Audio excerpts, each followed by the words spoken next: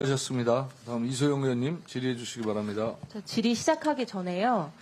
그 뒤에 계신 이용욱 서울지방국토관리청장님 발언대로 잠깐 나와주시면 감사하겠습니다.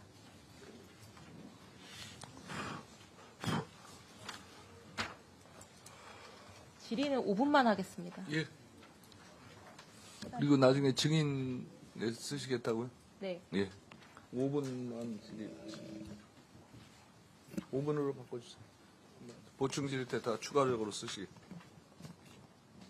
네, 장관님. 그 서울 양평고속도로 대통령 처가 특혜 의혹 오전에 답변하시면서 특혜 의혹은 전혀 없다는 신념을 가지고 있다 이렇게 말씀을 하셨습니다. 네. 신념을 가지실 정도면은 충분히 사실관계 숙지하고 검토하셨다는 의미겠죠? 네, 그렇습니다. 네.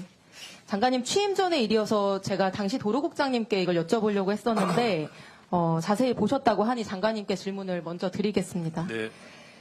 네. 청장님도 발언 때 같이 계시면 되겠습니다. 자, 슬라이드 보여주시면요.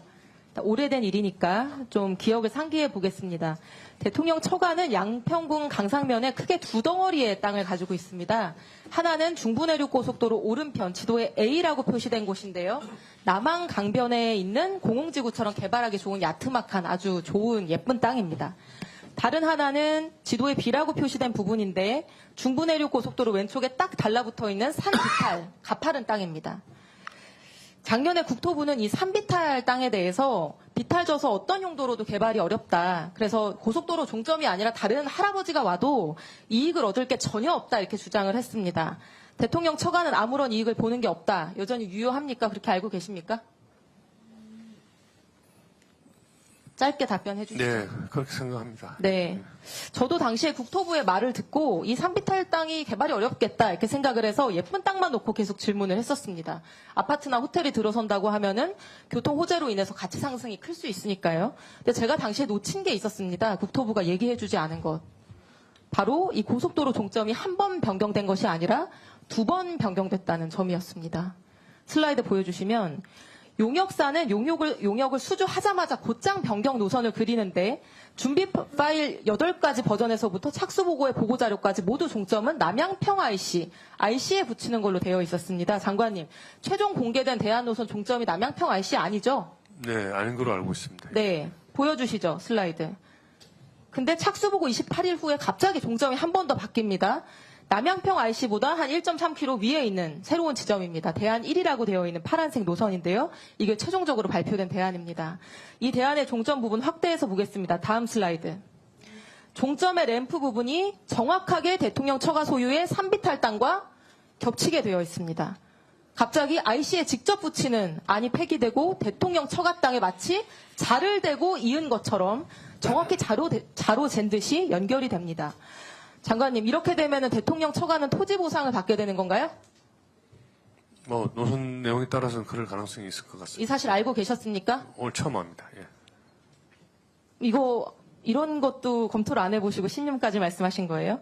그러면 이 산비탈 땅에 고속도로 할아버지 생겨도 대통령 처가는 전혀 이익 볼 게 없다 이렇게 얘기했던 국토부 답변은 거짓말인 거죠? 저 이번에 알았습니다. 이게 제가 속은 거라는 거를. 청장님, 이거 거짓말이었죠? 서울지방국토관리청장입니다. 답변 드리겠습니다. 저기에 그 JCT에 붙는 땅은 짧게 얘기해 주시죠. 저 땅은 실질적으로 이제 일부 편입되는 부분에 대해서 보상이 될 수 있는데 그 당시에는 제가 알기로는 이게 누구 땅인지 이런 부분들은 전혀 알지 못했습니다. 그러니까 이 논란이 됐을 때 이 얘기는 한마디도 안 하셨습니다. 자, 청장님. 고속도로랑 겹치는 토지뿐만 아니라 붙어있는 나머지 땅도 같이 수용해달라고 할 수 있죠. 토지보상법에 따라서. 맞습니까? 예스 올 노로 짧게. 붙어있는 모든 땅을 할 수는 없는 거고요.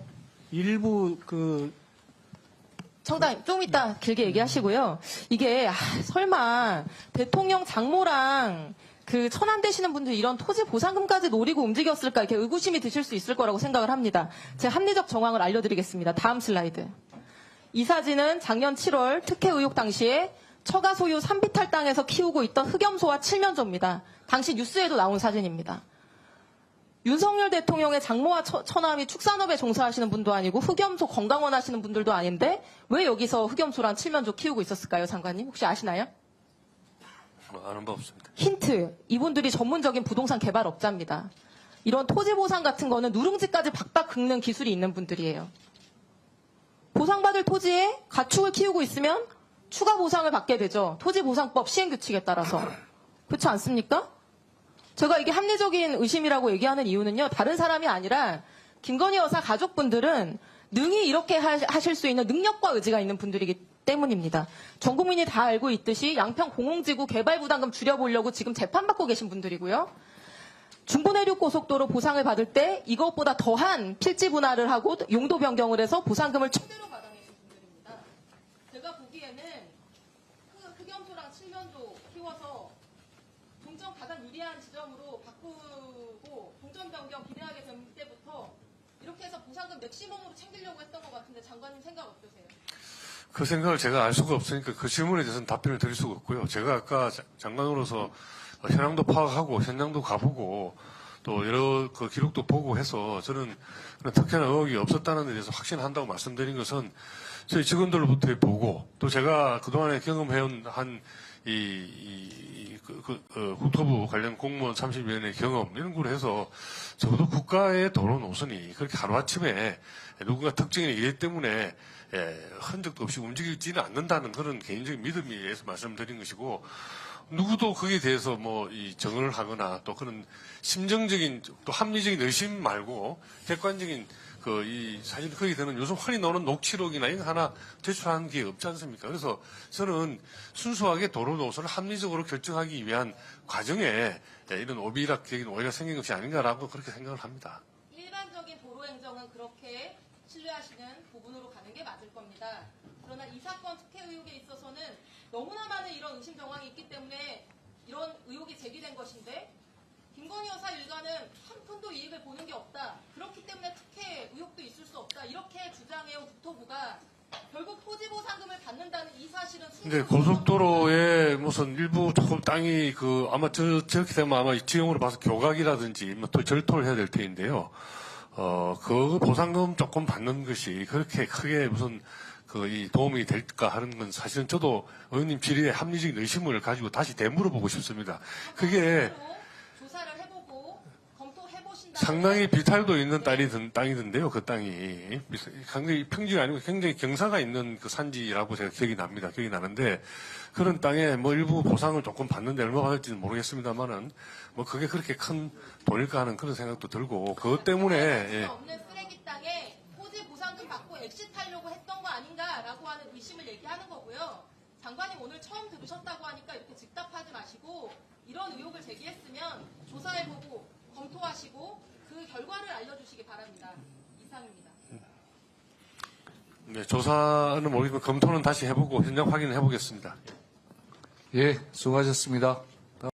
자, 뉴스를 챙겨보시는 여러분들은 지금까지 이런 뉴스들을 볼 때마다 어떤 생각이 드시나요? 제가 항상 여러분들에게 뭐라고 말씀을 드렸어요. 여러분들처럼 뉴스만 평소에 잘 챙겨보셔도 돈을 벌 수 있다. 돈이 된다라고 말씀을 드렸는데 여러분들은 여기 보이는 트럼프와 해리스의 미국 대선에 관련된 뉴스를 보시면 어떤 생각을 하시나요? 아직도 그냥 뉴스만 보고 끝내는지 아니면 이 뉴스를 어떻게 활용할 수 있을까를 고민하고 계시는지를 되물어보고 싶습니다. 그 이유가 뭐냐면 제가 6월에 여러분들께 뭐라고 말씀드렸어요? 포항 앞바다에서 석유가 발견되었다. 그래서 대왕고래 프로젝트를 국가에서 추진하게 될 것이란 기사가 떴는데 뉴스만 보고 그냥 넘기지 말고 지금은 국내 석유 시추 생산 관련주에 관심을 가져서 투자 쪽으로 생각을 한번 해보셔야 한다고 말씀을 드렸습니다. 그리고 나서 이런 썸네일들 뉴스를 통해서 많이 보셨을 텐데요. 이런 포항 석유 발견 이슈가 나왔을 때 돈을 많이 버는 부자들은 어떻게 생각한다? 대부분의 부자들은 이런 뉴스들을 보고 어떤 종목이 가장 좋은지, 어디에 투자해야 돈이 몰리는지 자연스럽게 생각한다고 제가 말씀을 드렸죠. 부자들이 봤을 때는 뉴스가 곧 돈으로 이어지고 그 뉴스가 나에게 돈을 벌어준다는 경험적 확신이 있기 때문이라고 말씀드렸었는데 월급으로 부자가 되는 건 절대 불가능하다는 걸 이미 부자들은 알고 있습니다. 그래서 이번에도 마찬가지입니다. 보시면 아시겠지만 제가 지난번에도 구독이라고 문자 남겨주신 모든 시청자분들에게 포항 석유 발견 관련주 중 많은 종목도 아니고 가장 급등 확률이 높은 딱 한 종목 화성밸브를 여러분들에게 추천드렸습니다. 그러면서 여기 나와 있는 대로 정확히 어느 가격에 매수해야 하는지, 그리고 수익률이 어느 정도 나왔을 때 팔아야 하는지, 이런 부분들까지 여러분들에게 공유해 드렸었는데, 자, 지금 실제로 어떻게 됐다? 오른쪽을 보시면 아시겠지만 제가 6월 초에 이 화성밸브를 공유해 드리고 나서 단기간에 이렇게 주가가 2배 이상 급등이 나왔다. 그래서 최근까지도 전부터 봐주신 구독자 여러분들께서 이 종목으로 수익을 내실 수가 있었을 텐데요. 다시 한번 축하드린다고 말씀을 드리겠고, 자, 이번에도 마찬가지입니다. 앞으로 이슈가 될 수밖에 없는 게 미국 대선이라는 걸 잘 알고 계실 텐데 우리가 어떻게 생각해 볼 수 있다?